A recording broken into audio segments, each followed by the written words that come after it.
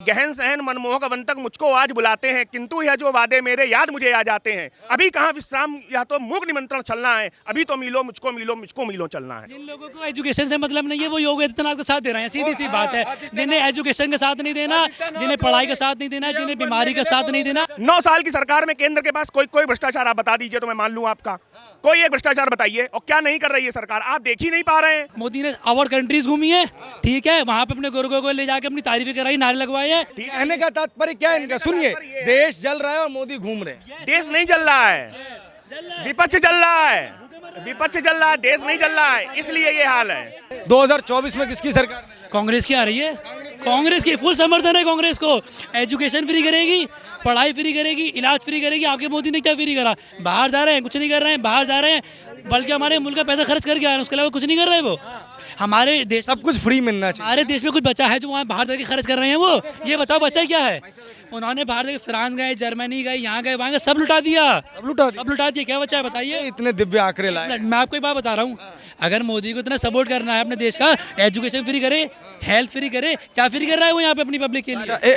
दादा दादा दादा दादा दादा दादा दादा, अरे एक मिनट रुक जाइए महाराज, एक ही सांस में बोल रहे हैं।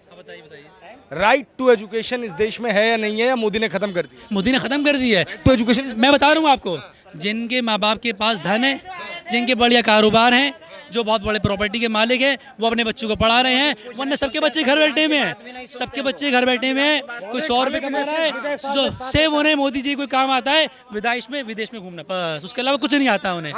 मणिपुर में यहाँ पे हमारी बहनों के साथ में क्या हो रहा है सब देख रहे हैं, ठीक है, वो विदेश घूम रहे हैं वहाँ जाके। मेन चीज मैं बता दूं, नौकरी पाने से ज्यादा नौकरी देने के विषय में सोचना होगा।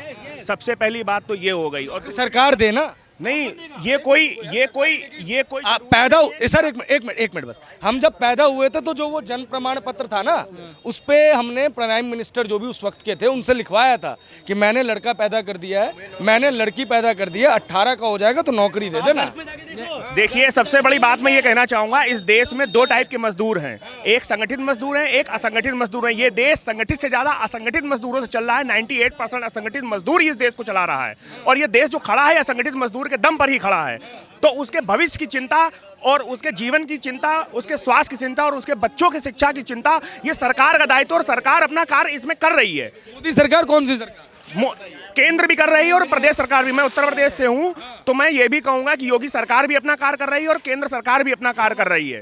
पर यहाँ पर कुछ लोग जो 160 रुपए का जो टमाटर खरीदने वाले जो लोग हैं, वो कभी ना गैस का विरोध करेंगे, और ना पेट्रोल का विरोध करेंगे, और ना सीएनजी का विरोध करेंगे, ठीक है, पर 160 रुपए का टमाटर खाने का विरोध करेंगे। सबसे बड़ी बात यह है इस देश की। तो अपनी सोच में परिवर्तन लाना होगा। जब तक अपनी हम सोच और विचार में परिवर्तन नहीं लाएंगे, तब तक हम आगे नहीं बढ़ सकते। क्या लग रहा है 2024 का? देखिए, 2024 का माहौल तो सीधा साधा है कि बिल्कुल देखिए, मोदी सरकार पूरी आएगी, इसमें कोई दो राय नहीं है, क्योंकि विपक्ष के पास कोई भी ऐसा नेता है ही नहीं कि मोदी की टक्कर में खड़ा कर सके। आज देश की अर्थव्यवस्था विश्व की तीसरी अर्थव्यवस्था के तौर पर खड़ी हो चुकी है। अरे ये भाई साहब कह रहे हैं बेकारी है। देखिए, बेकारी नहीं है, बेकारी जब आप मानेंगे तो बेकारी है, अगर आप नहीं मानेंगे तो आप तो उसमें बेकारी नहीं है। सबसे बड़ी बात है अपनी सोच। आम धाम मोदी जी ने कुछ किया नहीं, फ्रांस को गिफ्ट दे के आए। क्या? फ्रांस की जो प्रेसिडेंट है ना, उनकी वाइफ को गिफ्ट दिया ना। हाँ देखो, बताओ मोदी जी एक बार बताइए, तो ये हिंदुस्तान की मैं अर्थव्यवस्था को मैं सलाम करूंगा कि हिंदुस्तान ने अगर कोई गिफ्ट दिया है, कोई नंगा भूखा नहीं है कि यहाँ से 160 रुपए का टमाटर लेके गिफ्ट कर दे, वो हीरा लेकर के गया है। कहने का तात्पर्य क्या है इनका? सुनिए, देश जल रहा है और मोदी घूम रहे हैं। देश नहीं जल रहा है, विपक्ष जल रहा है, विपक्ष जल रहा है, देश नहीं जल रहा है, इसलिए ये हाल है, और कोई बात नहीं है। कह रहे हैं देखिए, विपक्ष यहाँ पर सबसे बड़ी बात है, यहाँ पर देखिए सबसे बड़ी बात है, विपक्ष जल रहा है, और जो जलते हैं वो जलेंगे। क्या किया है मोदी ने ऐसा कि उनको वापसी हो? क्या किया है, क्या नहीं किया है, हमको आप ये बता दीजिए। ये पूछो ना, क्या नहीं किया है, क्या नहीं किया है? मोदी ने क्या किया? मोदी ने और कंट्रीज घूमी है, ठीक है, वहाँ पे अपने गुरुओं को ले जाके अपनी तारीफें कराई, नारे लगवाए हैं। एक मिनट, जब तक ट्रम्प प्रेसिडेंट थे उनकी तारीफ कर रहे थे। आज ट्रम्प को जो है वहाँ पे जेल हो रही है तो जो बाइडेन की तारीफ कर रहे हैं। आज जो बाइडेन अच्छे हो गए, कल को ट्रम्प अच्छे हो रहे थे। यार, आप मैं कहना चाहूंगा कि गहन सहन मनमोहक अवंतक मुझको आज बुलाते हैं, किंतु यह जो वादे मेरे याद मुझे आ जाते हैं। अभी कहाँ विश्राम या तो मूक निमंत्रण चलना है, अभी तो मिलो मुझको मिलो चलना है। सिर्फ 24 तक चलना है, 24 तक, उसके बाद 0/0, उसके बाद आपने क्या नहीं काम हुआ है ये बताइए। आप एक भी भ्रष्टाचार बताइए सरकार के खिलाफ में, कोई भ्रष्टाचार है आपके पास में? कोई आपके पास में है? कोई कह रहे हैं नोटबंदी सबसे बड़ी 9 साल की सरकार में केंद्र के पास कोई भ्रष्टाचार आप बता दीजिए तो मैं मान लूं आपका। कोई एक भ्रष्टाचार बताइए। और क्या नहीं कर रही है सरकार? आप देख ही नहीं पा रहे हैं उस चश्मे से विकास को। कोई जवाहरलाल नेहरू होते हैं वो विदेश नहीं घूमते, राहुल गांधी होता है वो विदेश नहीं घूमता, वो मणिपुर में जाकर उनकी समस्या सुनता। लेकिन वही राहुल गांधी राजस्थान नहीं पहुंचे, बंगाल नहीं पहुंचे। वहाँ क्यों नहीं पहुंचे? उसकी वजह बताइए क्यों नहीं पहुंचे? अपनी सरकार, किसकी? अपनी सरकार थी इसलिए। राजस्थान में अपनी सरकार वहाँ काम कर रही है, अपनी सरकार वहाँ काम कर रही है। और मणिपुर का जो घटना है मेजर घटना है, समझे ना। और बीजेपी की सरकार रही ना, हमारी बहन बेटियों के साथ कभी भी कुछ हो सकता है, कोई उसकी इज्जत कभी भी जा सकती है। एक मिनट, आप कांग्रेस का कोई सा भी ऐसा राज्य बता दीजिए जहाँ पे जो मणिपुर में हुआ वो कांग्रेस कैसे राज्य में हुआ हो, बताइए ना।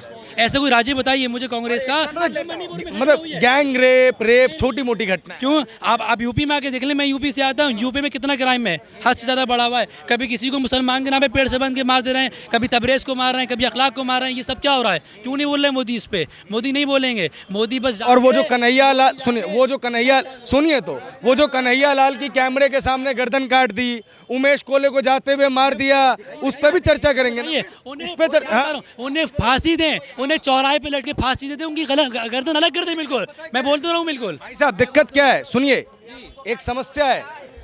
जो लोग हैं ना वो कन्हैया लाल के दुख पे एक तरफ मरहम लगा चुके हैं, पीड़ा अपनी अंदर दबा चुके हैं। लेकिन आप अखलाक बार बार जिंदा इसलिए करते हैं ताकि इस देश, सुनिए मेरी बात पहले, ताकि इस देश की कम्युनल हार्मोनी जो है उस पे आप एक चोट पहुंचा सके।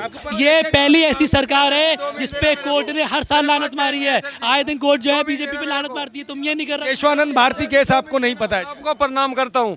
आदित्यनाथ योगी पीएम बनेगा, कोई रोकेगा नहीं। मैं वादा करता हूँ मीडिया के सामने, आदित्यनाथ योगी ने उत्तर प्रदेश को सुरग बनाया है।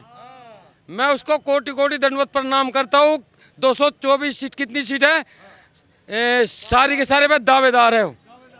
हाँ जी, आदित्यनाथ योगी को मैं प्रणाम करता हूँ पीएम के लिए। क्या किया है योगी आदित्यनाथ योगी ने? उत्तर प्रदेश का सुरग बना। 80 डिस्ट्रिक्ट है। उत्तर प्रदेश सबसे बड़ा स्टेट है।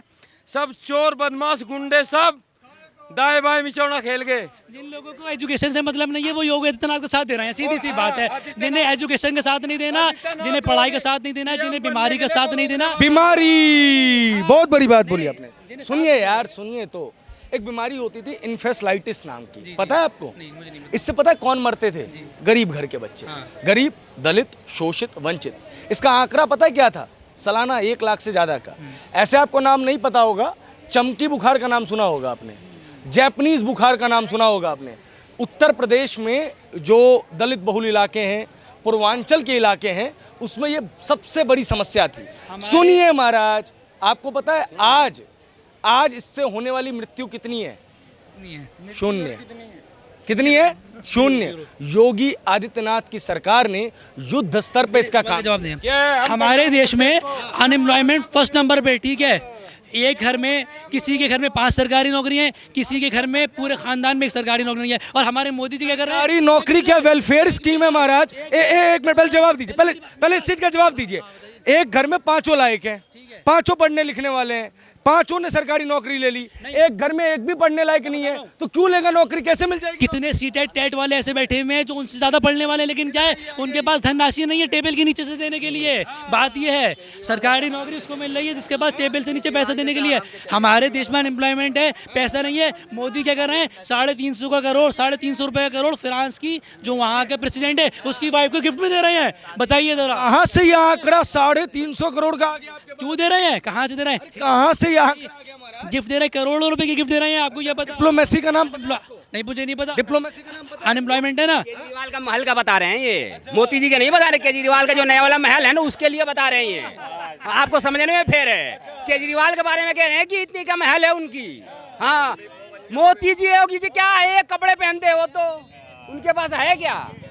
केरल में पहले अरब्स आते थे, अरब्स आके उनकी शिप्स वगैरह को बनने में सालों का समय लगता था। तो वहाँ पे जो लोकल लोग होते थे वो उनसे शादियाँ करते थे, साल भर रहते थे, उनको प्रेग्नेंट करके छोड़ के चले जाते थे। आज भी वहाँ पे ये एक लीगलाइज्ड प्रोस्टिट्यूशन का रैकेट है और जिसके लिए इस्तेमाल की जाती हैं सिर्फ और सिर्फ होली बुक्स। मैं मानता हूँ कि उस होली बुक के नाम पर भी वो लोग जो हैं वो धब्बा हैं, वो किसी कौम को बिलोंग नहीं कर सकते। वो भी क्या है, गरीबी जहाँ पे शेख लोग जो करते हैं वो सिर्फ इसलिए करते हैं कि वो उनके पास पैसा है। केरला में, आंध्र प्रदेश में बहुत काम है ये, क्योंकि वहाँ गरीबी बहुत है। वहाँ गरीबी बहुत है। अब क्या होता है, शेख आया, आपकी फैमिली में या मेरी फैमिली में 10 औरतें हैं, 10 लड़कियाँ हैं, ये वो क्या करते हैं, वो कहते हैं कि शेख से शादी हो रही है, सऊदी चली जाएगी, 1 आध साल रखते हैं, उसके बाद में वो डाइवोर्स दे के उसका जो भी मेहर वेहर होती है, लाख या 2 लाख या 10 लाख या 20 लाख जो भी है, उसको डाइवोर्स देके वो यहाँ वापस भेज देते हैं। कई बार कई ऐसे केसेस सर, कई ऐसे केसेस हैं जिसमें लड़कियां वापस नहीं आई। और मैं फिर एक चीज़ कहना चाहूँगा, गरीबी किसी की आबरू का सौदा करने की आपको इजाज़त नहीं दे सकती। नहीं दे सकते, बिल्कुल नहीं दे सकते, नहीं दे सकते। तो ये बताइए, अगर एक कानून से उस चीज़ के ऊपर रोक लग रही है तो वो कानून अगर शरीयत के खिलाफ हो, चाहे इस्लाम के खिलाफ हो, चाहे हिंदुत्व के खिलाफ हो, चाहे क्रिश्चियनिज्म के खिलाफ हो, चाहे सिखिज्म के खिलाफ हो, वो अच्छी चीज़ है ना। जी, दोबारा से मैं ये कह रहा हूं कि अगर एक कानून चाहे किसी भी रिलीजन के खिलाफ हो लेकिन वो इंसानियत को बचाती हो तो वो कानून अच्छा है ना। तो वो कानून यहाँ वो इंडिया के लोगों के लिए होना चाहिए ना। इंडिया के लोगों के लिए, तो इंडिया में तो ऐसा कुछ है ही नहीं सिस्टम। इंडिया के लोग तो करते ही नहीं। शादी तो इंडिया में ही करके जाते हैं ना सर, इंडिया के मौलाना ही उस पर दस्तखत करते हैं ना, इंडिया की मस्जिदों में ही शादी हो रही है ना। दिक्कत यही तो है भैया। आप कहाँ, कौन सी सदी में? अब इंडिया में शादियाँ नहीं होती इस तरीके की। केरल की बहुत सारे आपको केसेस दिखा सकता हूँ, चलिए।